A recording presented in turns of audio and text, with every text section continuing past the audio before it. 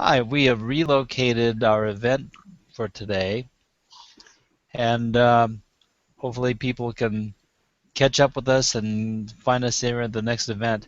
This is Roland from the What is the Positive group, and I am joined with a few people who are my compatriots for this show. So we will collect ourselves and get going, but basically we had to reevaluate what was going on and with our program. We are apparently live now, so it's feeding into the event page, so we'll see who shows up. Who are my compatriots for this show. So we. Okay. Hi everybody. Hi Shara. Hey.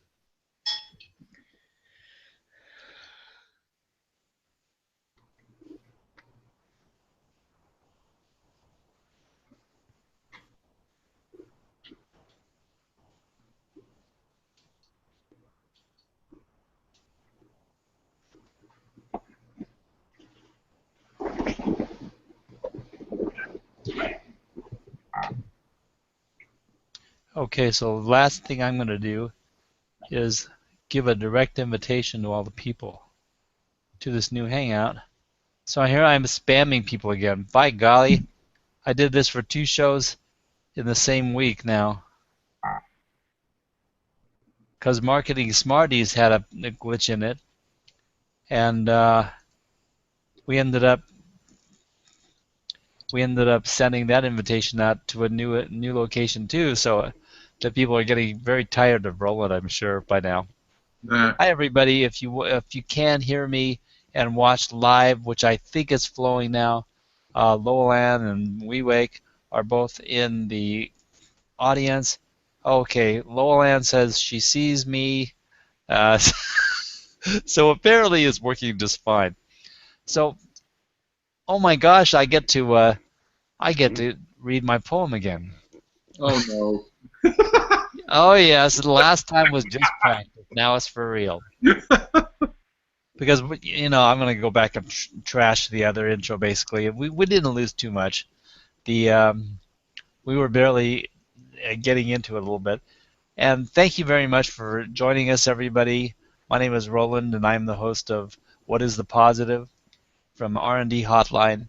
And we would also like to introduce the 3 other people in the green room. Starting with Shira Hund. Please say hi and tell everybody a little bit about who you are. Hi, I'm Shara. In Las Casas, Tennessee, I'm a vibrational medicine teacher and therapist, and I use sound and frequency in treatment. I'm happy to be here. Thank you. And next in line up there is George Stewart. Please say hi and tell everybody a little bit about yourself. Greetings, everybody. I'm George. I live in Tennessee, as you can tell by my accent. I'm apparently, according to Roland, I'm the comic relief. I've bounced around the globe since I was 16, which is a long time ago. We don't really want to go there. So hopefully, a lot of life experience. Hopefully, what I can support and offer help with, I'm happy to do. I want to be here and be of service. Thank you. And also, we have in our green room Mr. Carlo Savio. Please say hi and a little bit about yourself, please. Hello, everybody. Carlos Savio in Las Vegas. I'm a practicing posaholic and one of the bookends for this event. I'm also a small business management and financial consultant. I like that. I think you actually coined a phrase, Carlo. You're a posaholic. Is that what you said? Practicing posaholic. A practicing posaholic. I guess I can pretty much make that claim also. So we'll see what happens, whether the term fits and becomes part of second nature of how we talk about ourselves or whatnot. So we'll see what happens. And I was just fiddling around here just in case the comment tracker decided to work again, and I think it does, but who knows? So we'll see. And we had some various technical difficulties today, and so we're picking up the pieces and moving on. But the conversation today is all about why a cat? Why would you pet a cat? Well, we're going to delay as we did before because there are a couple of things that we want to cover before we get to why to pet the cat. And first of all, I'm going to recoup the poem that I wrote just for today. About an hour and a half ago, I did this. Took about 5 minutes, so don't judge me. I'm not trying to be a Robert Frost or anything like that. And no, you're not going to live your life according to Roland and his poems. But I'm going to read it to you anyway. In Case of Failure, a poem by Roland Takaoka. Life at times can be very tough. A good swing puts you in the rough. Then penalties and below par become the what and who you are. But that is just a passing thing, not failure, just another swing. So when you can't pick up the bat, pet a dog or a cat or something like that. Ta-da! That's my poem for the day. I hope you liked it. If it put a smile on your face or made you disgusted, whatever, maybe it's at least a little bit positive. And the comment is basically meant to allow people a turn to the positive. So I hope that's what it did for you. It certainly did that for me. I feel silly, but well, what the heck. Let's see. Posaholic. Oh, We Wake in the comment stream has locked in on that, and he's helping us coin the phrase posaholic. So as funny as the sound of that word is, I mean the whole anything that ends with an O-L-I-C kind of has a tendency to be somewhat negatory, but I think that if we work at it, we might be able to make it positive. It's all in the framework of how we receive and what we determine, right? So I think he will make a difference. Anyway, Lowell Ann's laughing at my poem. Thank you. I appreciate it. It's fun. So anyway, we had a bout with Comment Tracker, and I'm just kind of rambling because the people are catching up with us gradually. But we had a bout with Comment Tracker basically because it was failing to work completely, and then I discovered that there are some options that allow us to institute it. So we're going to be doing some experimentation, and if my concept is right, we're going to have a better, more efficient comment tracker in the very near future, and it looks pretty good. So anyway, that's the news on comment tracker, and we'll have that for you. But what I want to talk about today is the concept of persistence versus conquering versus when you just can't pick up that bat. What I was talking about in the poem. Sometimes you don't want to pick up the bat. Sometimes you don't want to go to step up to the plate and even take a swing. You just run out of gas and say, no, I'm done. And so we're going to talk about that in a second, but there's some quotes that I want to present to everybody first. And I'm going to do this in more rapid succession than before. Here's one by Calvin Coolidge. Nothing in this world can take up the place of persistence. Talent will not. Nothing is more common than unsuccessful men with talent. Genius will not. Unrewarded genius is almost a proverb. Education will not. The world is full of with educated derelicts. Persistence and determination are alone omnipotent. I didn't even get that quote right, but you get the gist of what I was saying. This one's by Albert Einstein. It is not that I am so smart, it's just that I stay with problems longer. I like that one. And then this one really sparks me. Michael Jordan. I failed over and over again in my life. That is why I succeed. Now, I appreciate his sentiments there, but I have to take issue with part of what he's saying. Because the whole concept of failure, I have people tell me all the time, it's good to fail. It's all right to fail. You can pick yourself back up and keep on going. It's, failure is a part of life. Well, you know what? I don't think so. Because when I look at life in general, from the start of my life to the end of my life, which I can't really clearly see either one, I think to myself, life is much more than I think it is. So when you take a spot in your life and say, oh, I'm a failure, or I failed, you failed at what? What exactly did you fail at? You came to a brief uh, a brief pause in your life, but you didn't even stop breathing. You didn't. Your heart did not stop. It might have just skipped a beat, a cycle for a second, but nothing stopped. You're still alive. And even if you get buried, nothing stops.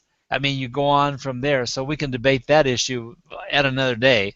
But the idea is, what is failure? And I want to take a moment to discuss failure, because the concept of failure is basically an abrupt stop and a discontinuance of the objective of what you were trying to achieve.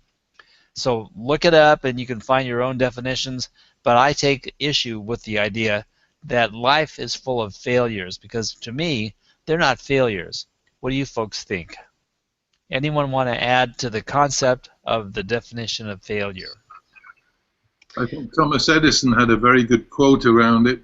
He was being interviewed by somebody when he was trying to figure out the electric light bulb, and the guy said, this reporter said to him, Mr. Edison, don't you think after all these many failures that really you should give up, that this is not going to work? And Edison, I mean, I'm going to paraphrase, he turned to this young man and he said, you do not understand the process of success. Every failure that you see is one step closer to the result that I am seeking. And I like that one. That's a whole shift of energy. And I believe that there was a comment about that, and it may have been Edison, it may have been someone else, that basically said, when challenged on the concept of failing 1,000 times or however many times he did, he goes, in correcting the statements, I did not fail 1,000 times. I simply discovered 1,000 ways not to make a light bulb. And so, it's like a mere a readjustment of your perspective and your readjustment of your intention to turn that around to be positive. So he was immediately in the vein of, no, dude, this is the positive thing, and this is why I came up with a light bulb, because I proved that these were ways you couldn't do it, but I moved on from there and discovered the way to do it. So anyone else want to talk about failure? I'm on board with both of you guys, and ultimately there's a number of things that we can play into the equation around why we think it's a failure and why that is our language, rather than this is an opportunity to do it differently, which is all a failure really is. But as children, we are indoctrinated with the having to do it right, following the rules, staying on the straight and narrow, and every time that we get off, we touch something that we shouldn't touch, we say something that we shouldn't say, we act. For me, as it was, my mother was, act like a little young lady. Now sit up there nice, you had to be like proper, sitting right, your legs had to be crossed. There were all these rules, and if you didn't accomplish it, if you lost sight of sitting properly, then suddenly there was something wrong with you. And so that's where our ideas and concepts of failure come from, is from very, very young ages. So if we recognize that, then we get to look at ourselves as adults now and say, that really doesn't work for me anymore. Let me choose something different. How else can I see this?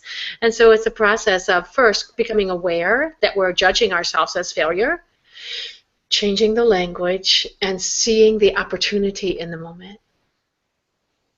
Thank you, Shira. And that whole concept about failure and the adjustment of the mindset.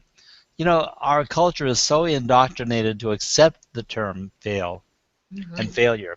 I was looking in YouTube, and all of a sudden I watched a couple of these. They were kind of funny, but you watch it as a fail video, and it's people falling and people doing things and muffing things and making mistakes and stuff. And I will admit that some of it is kind of humorous, but to make fun of people when they are being hurt, or actually, it's not always a good thing. Let's admit it, okay? So when they make fail videos, it's like all the world goes, oh, I got to watch this one. I haven't seen it yet. It's just called a fail video, or whatever it is, and it has the word fail in it, and people flock to this dang thing, and they will all watch the fail videos. Now, It's a syndrome of a culture that is desensitized and humorized by something that basically started out as a negative, bad thing. And now it's like, it's positive, but why is it positive? Because they're making fun of it, and they're deriving pleasure and enjoyment from other people's negative circumstances. So I have a problem with it, even though I admit that I've watched them before. I also have a problem with the concept. And it's somewhat disgusting to me that we focus on it as a world and as a society, conglomeration of societies, that accepts failure and can make fun of it all in the same breath. It's the way we dispel the fear that we have around it by making fun of it. Because if we can laugh at it, it's not as serious as we really know it to be. Yep. There's another aspect too, that what I have encountered with a couple of people who told me about with these videos that you're talking about. It's been a long time since I've seen one, and I have to tell you, the last time that somebody posted one, and it had to do with winter scenes, and like, I mean, literally car crashes, people getting, sliding off of things and getting hurt, and where there was a time in my life where, like as you're saying, Roland, I could have laughed at it, that I couldn't anymore. As a matter of fact, it was paining me to see it. It was hurting me to see somebody else, and all I could think of was, oh my God, that must have hurt. Oh my God, it was like I couldn't laugh anymore. And I think that what has happened for me when some of, like occasionally I've had a client who would talk about this, that there's almost a sense of when they watch that, oh, I couldn't do anything, that's stupid. It's almost like a way of validating themselves by seeing somebody else screw up.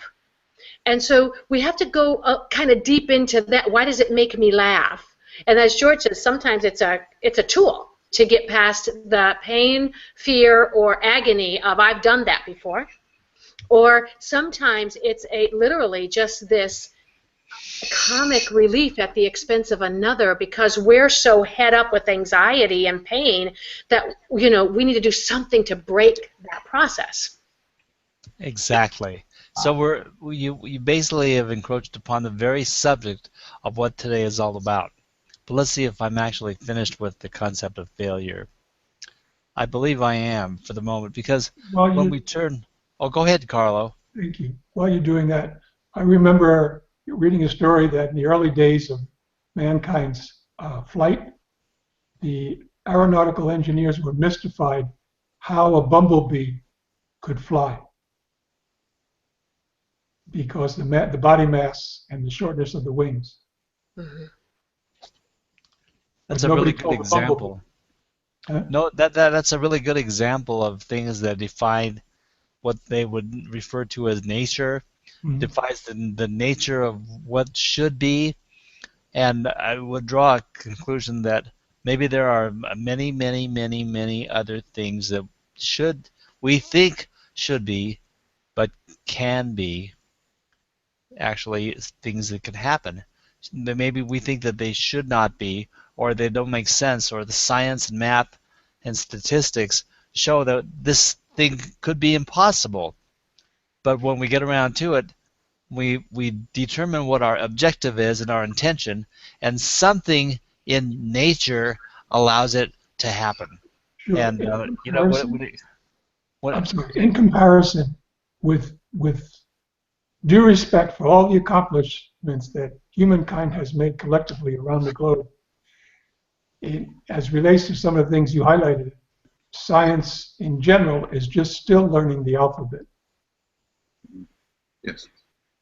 Absolutely. And the other thing is this, when we consider math and science and physics, the study of these things, there's a lot of experimentation that goes on, but a whole lot of it is observation of what went on in the past.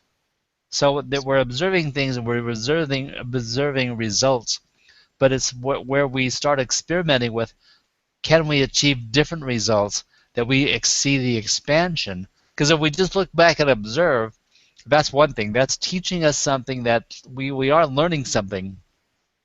But the actual expansion of this universe happens when we engage in the thought of creativity, advancement, and reaching into the mind and formulating things that we had not been fed or thought of in the past.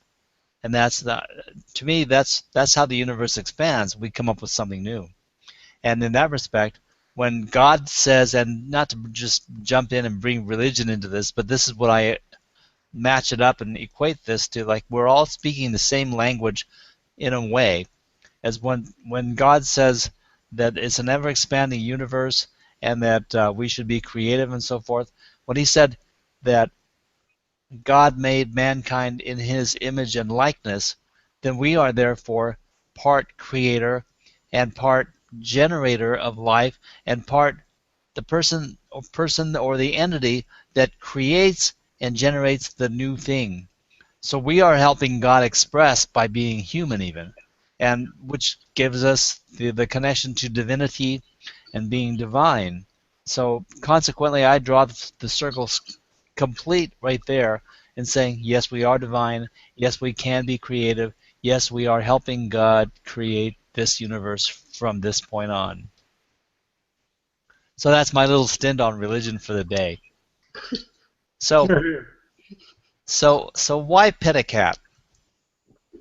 Why pet a cat? Now, I have my ideas. But does anybody want to step in and comment on petting their cat or a dog? Because I'm not particularly bent on just cats. Petting, and it's symbolic actually, because there are cats, dogs, goldfish. There are a lot of living things like that. There are different frogs, hamsters, etc., etc. And you can have a pet of whatever kind you want, but it may not be a living pet for people to want to pet something. You can pet your pet rock, for instance. So I'm open to suggestion, but why, philosophically speaking, why pet a cat? I'll give you an answer. Because as far as I'm concerned, unless they've been conditioned by humans, which is always a caveat, most animals will come to you with unconditional love, period. They exemplify it for us. Yeah, exactly. And that's one thing that I wanted to really, really raise up in the midst of this is, like, when you're sitting at home in a droopy state with your attitude in the gutter and you feel like you're defeated by the day, or you just can't, as we said earlier in the poem, you can't pick up the bat. You just don't want to go step up to the plate. But the cat pops up on the table in front of you, waves his tail in your face, and just says, I mean, without saying a thing, it's going like, so, what, don't you want to pet me? And you reach out and you stroke the pet. You scratch his ears and you stroke his tail. And guess what? You actually feel better. Isn't that the whole objective in the first place? Hey, Roland? Yeah. One thing I want to share, because this is something I learned from Shira. Quite often I'll be sitting at my computer and the cat will jump up on the desk right on over my keyboard so I can't see it. And I used to get really, no, get out of here sort of thing. Do you know what I do now? I realize what the irritation comes up, and I say to myself, George, God is in the room. And I put aside whatever I'm doing and I pay attention to what has arisen in the moment, because that's where my energy is supposed to go. And usually they'll give you that pet a cat moment and then they're gone. But you're feeling better, and plus the fact you haven't experienced any irritation because you've just gone with the flow of the moment. Yeah, and I think that maybe Shira, in the misfire of the earlier show today, might have mentioned that sometimes it's like an irritation that this cat is stepping up and being in your way or whatever.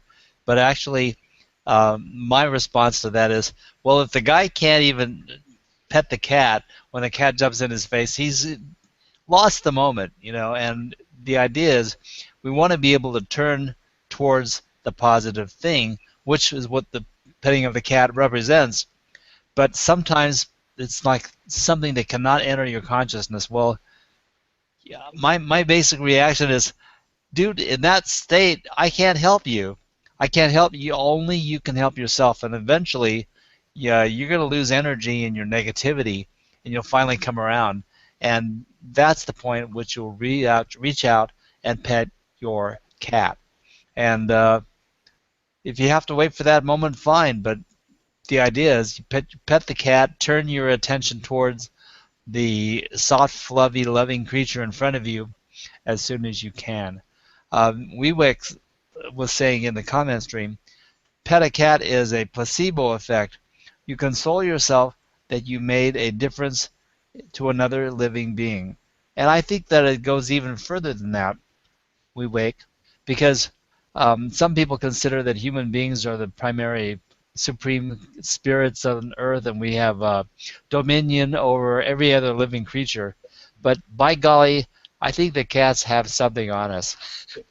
Because the fact that they can sit there with everything that's happened to them, and think about it, even the cats that I've owned, they haven't all had perfect Perfect life. Mhm. perfect lives. I mean, I'm not the perfect owner of a cat. I've dropped cats. I've forgotten to feed them. And, maybe I went a little too long before I cleaned their cat box. I'm not the perfect owner. But that cat still loves me and loves the house, purrs, and contributes a positive vibe to the atmosphere. And not just because I'm in the room. They'll be sitting by themselves and enjoying the sunlight coming in the window. Or they're completely self-sufficient in the moment, whether I'm there or not. And then if they decide that they want to be petted or they want to rub against my leg, that's their choice. But do they need it? I doubt it. Ultimately, they take what they want and they need. I I don't, and yeah, and I think a lot of times that an animal, the domesticated animals are a little bit different from wild animals, but I think first, to address what you said about you think the cats have something on us, I think all animals have something on us. We have a way of looking at them as lower life because we don't know how to communicate with them. That's basically what it is. We don't know what they're thinking. We don't know what they're going through. They can't tell us. They can't converse with us. So we see them as less intelligent because they can't converse with us. But my experience with animals, and I grew up on a farm. I grew up around a lot of animals. Some of them very domesticated, some not. And then I had in kind of times with wild animals too. But I feel like they are in the frequency world. So we get language and we have these sensory perceptions that we see as working a certain way. Animals understand how they work, and because they don't communicate with their mouth, they communicate through the frequencies. They know what you're thinking, they know what you're up to, they know whether you mean them harm or whether you are enamored by them. They sense these things. And my experience with a lot of times with the domesticated animals is they come to you when they feel you need them. So when they're coming for a pet, you need to be disengaged from something that's going on in your thought process, in your world, in your irritation. They're actually coming to be of assistance to you. And like you said, when you pet them, your frequency changes. And so they're there to help you. And that was like the difference that happened for George. As soon as he started looking at it as the cat was coming to be with me, not just to get what it wanted, but to be with me, then the irritation was gone. And like, what are you doing here? Then there was a question and an opportunity to let that frequency of your own shift to meet the animal. So one of the things that I've always thought about animals, and that's been told to us time and time again in cartoon movies and in real life episodes and everything, that animals are closer to nature than human beings. We are all contrived in many ways. But animals seem to know things. They seem to be psychic to the universe. And they seem to be a blend of what is just natural, easy. And that includes life and the period there, and it includes death. That they seem to be more accepting of it and more attuned to the process of what that cycle of life is. So when we consider that, it's like, well, how much more telepathic and how much more intelligent is an animal compared to a human being? we can manipulate all kinds of thoughts, but maybe the animal is sitting there thinking, silly humans, playing with these things that are just like inconsequential in the long run. Right. I think a simple piece of that, Roland, is just that as human beings, we manipulate nature. Exactly. We manipulate the earth, where the animals stay sensitive to it because their life depends on it. So what they do is they pull in all the information, and then they respond and react in a way that they can live in communion with what's happening around them. Where we don't like it, we just build a fortress. You know, we don't like the weather, put a roof over your head. You know, we don't like to walk, buy yourself a car. It's like we have all these ways of manipulating the process, and animals don't do that. So it's imperative to their life that they be sensitive and in communion with what is happening in those cycles to survive. And so, of course, they're going to be much more sensitive, much more aware. They're going to understand. This is why when we have tsunamis and earthquakes, the animals all disappear. The humans stay in the middle of it. The animals go to higher ground. They know better, you know? It's like, get out, man, the trouble's coming. And they know it because they're tuned in. And, you know, we're creating equipment so we can know what's happening, but we don't have that sensitivity. And that's, to me, I think that that's one of the things as human beings, the more real we get, and the more in love we fall with the planet and all of its relations, the more sensitive we'll be to that stuff too. There's one thing as well, Roland. You used an interesting word a little while ago, dominion. We know where that came from. As far as I understand it, the original text used the word stewardship. There's a hell of a different dynamic around those. Oh, sure is. Very much so. It implies the concept of caretaker versus owner, dominator. Yes. And so I think what you're speaking to about the animal, how it makes you feel better, how it shifts your frequencies and energies. I think that in our evolutionary process as human beings, we're going to get closer to being able to emote the way animals do. That we're not going to need the language so much, that we're going to feel it within each other, and we're going to know how to respond and where to be present and where to back off and how to hold people safely, like animals hold us. There are two things that are going to be key in the evolution of man. And one of them will be this communication factor that you just described. The idea is, I mean, eventually we're all going to be telepathic, right? We're not going to have to worry about it because basically we'll just be thinking a thought and you'll have it. If I want you to have it, you'll have it immediately. Yeah. And that will be the frequency response. We can tune in where we want to and we'll know what we need to know. And then so the knowledge and transfer communication is one thing. And then the other factor that I think that is really important for people to realize is when we start reaching out as to who we are as human beings and what we are, and they become in contact with the concept of the what is basically an aspect of God and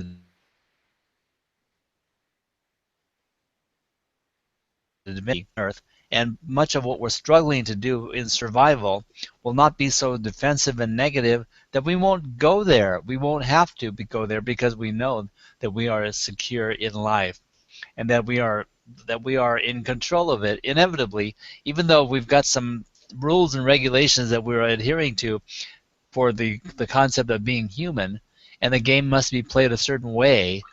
There are things that we can do because indeed we are higher, we have a higher self, and it's never actually missing. It's just that we are deciding to function without that consciousness as we are human. So back to petting a cat.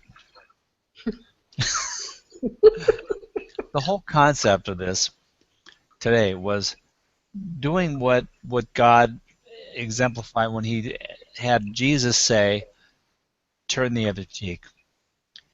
We're going to have things happening in our life. So what do we do about it when it happens? Well, as soon as possible, you turn the other cheek. And what is meant by that is we turn our attention to the next thing, to other things, and focus on the goodness. And that's what petting the cat is. We turn towards the cat, we pet the cat, and we disconnect from the negative thoughts and the things that we were caught up with.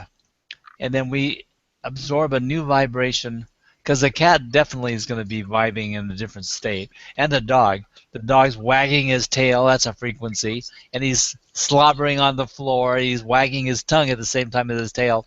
And the cat is going to rub up against you and he starts to purr. And how can you not like a purring cat?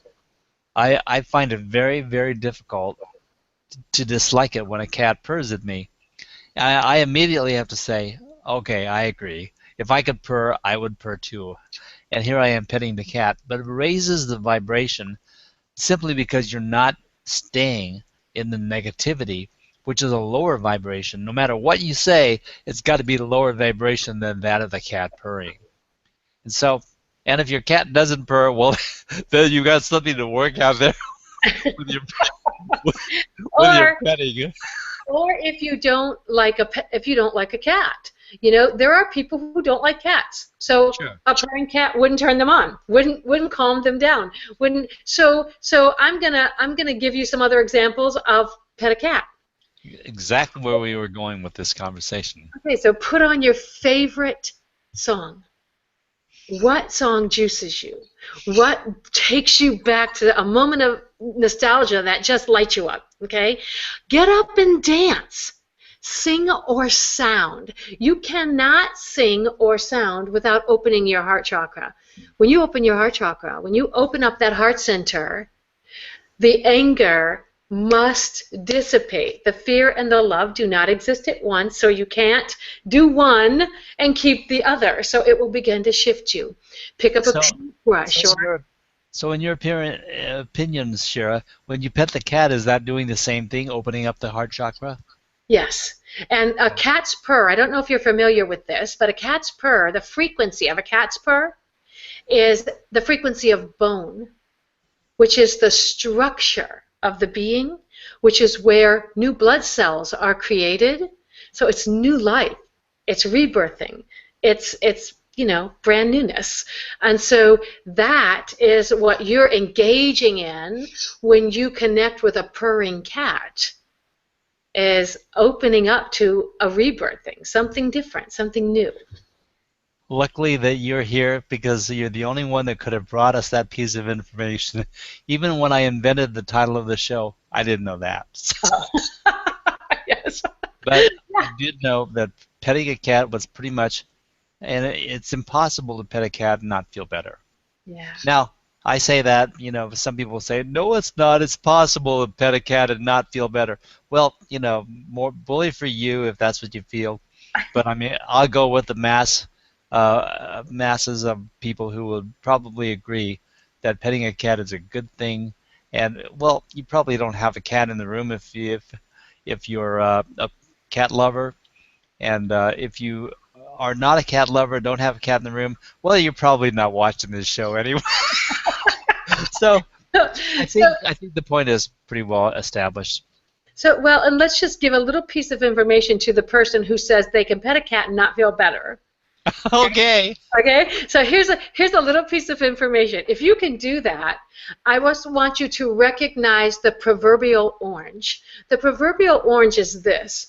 When you squeeze an orange, what comes out of it? Orange juice.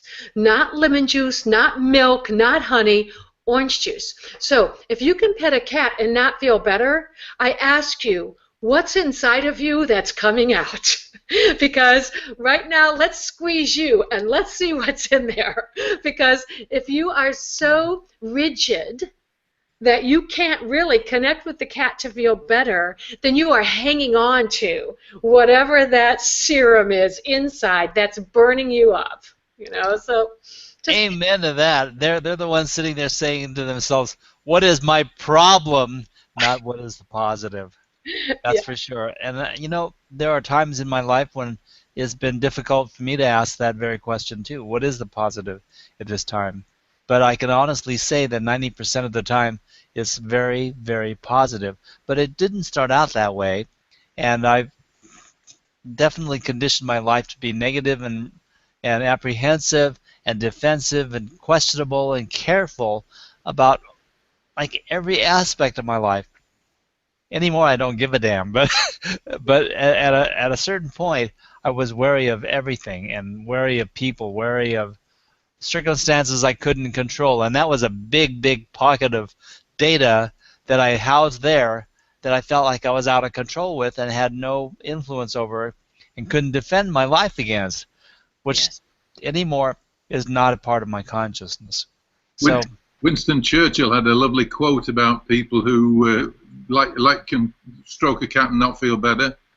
He said, "Once in a while you'll stumble upon the truth, but most of us manage to pick ourselves up and hurry along as if nothing had happened." that's very interesting right there.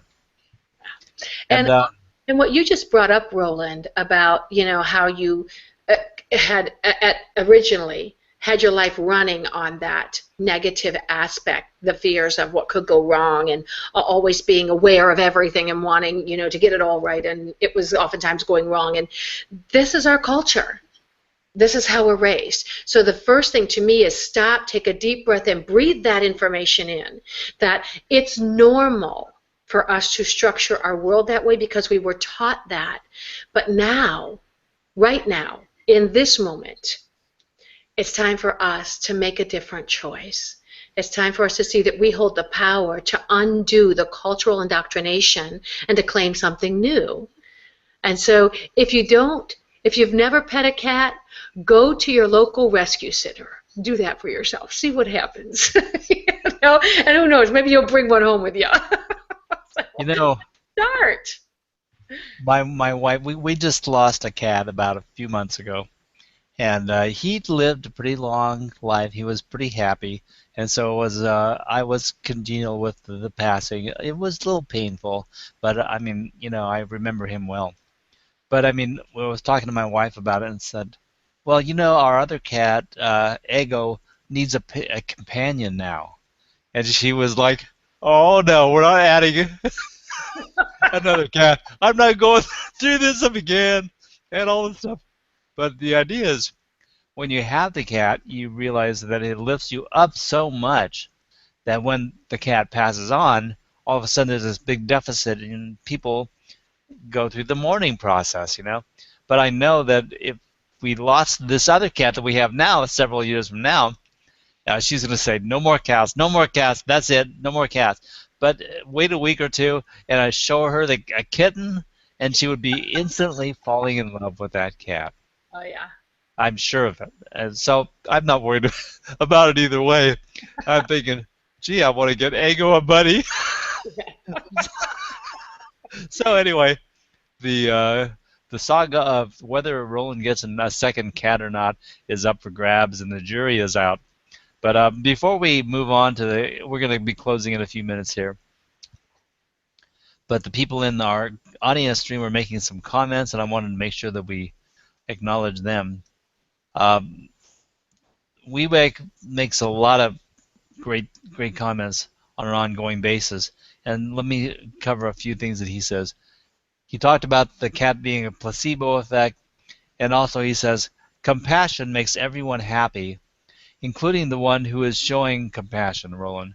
So no doubt, compassion is a vibration that we should all be happy to adhere to. Lowell Ann says, in my experience, the best way to tune into the vibration of others is to sing in a group. And responding to what you were saying about singing and music, Shira, and music is a great way. And if you have to have a glass of wine with it, go ahead. Whatever the case is, if it makes you feel better, that's the objective. And a couple of other good things. If one is filled with anger, this is Wewake. If one is filled with anger and despair, that is what comes out. I agree with you, Shira. Yeah. And Lowell Ann says, Shira, I love your description of the heart chakra and the cat's purr. So thank you for adding that. So people in the audience were getting something out of it and having some fun with it regardless. I am very sorry that we stumbled upon the event and couldn't get it to work. Another Hangout glitch and a gremlin issue, whatever the case is. But we had some experiences today, got to talk about our subject, and determined that when you ask what is the positive, sometimes the answer is just pet a cat. So thank you very much for my constituents in the green room. We're going to wrap this up. Unless anyone has something that they would like to add to our day to make it a little bit more purring.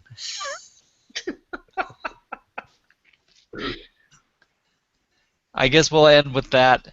And have a purring day, everybody. Thank you very much for tuning in to What is the Positive. Meow. Yeah. Great. It wouldn't have been complete without that. Bye-bye.